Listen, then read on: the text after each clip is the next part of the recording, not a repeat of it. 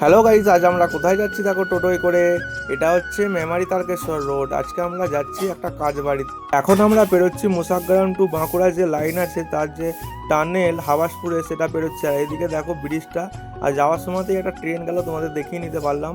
আর এদিকে মা আর মেয়ে কি করছে দেখো, এ বলছে আমি একটা কুরকুরে খাবো, ও বলছে আমি একটা কুরকুরে খাবো। তোমরা যারা আমায় চেনো না, আমি সুবায়ু, তোমরা ফেসবুকের চ্যানেলটা ফলো করে দিও। আর যারা ইউটিউব থেকে দেখছো, ইউটিউবে আছে এসটিভি ব্লগিং চ্যানেল, তারা একটু সাবস্ক্রাইব করে দিও গাইস। তোমাদের একটা লাইক আর কমেন্ট আমাকে মোটিভেট জানায় ভিডিও বানাতে, তাই একটু করে দিও। দেখো আমার কাছে এক মহারাজ, আর এদিকে ওর মায়ের কাছে এক মহারাজ। এই করতে করতে আমরা পৌঁছে যাই কাজবাড়িতে। দেখতেই পাচ্ছ তোমরা এই যে কাজবাড়ি। তারপর প্রথমে সোজা চলে যাই মনসা তলায়। তলায় এই কারণেই যাচ্ছি, প্রথমবার ওই দুই মহারাজ তার মামার বাড়ি আসছে, তাই মনসা তলায় প্রথমে আশীর্বাদ নিয়ে দুজনকে শোয়ানো হলো, ওখানে আশীর্বাদ চাওয়ানো হলো।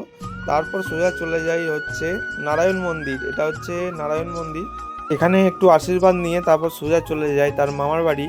মানে মামার বাড়ি ঢুকছি। আর এখানে আসার কারণ হচ্ছে তোমাদের দিদিভাইয়ের ঠাকুমা মারা গেছে, তাই কাজবাড়ি বললাম।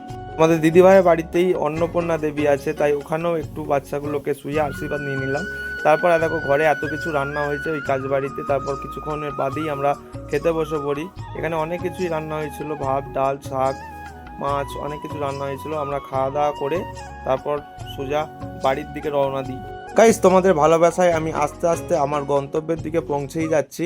তোমাদের এই রকম ভালোবাসা পেলেই আমি হয়তো আমার লক্ষ্য ছুঁয়ে ফেলবো।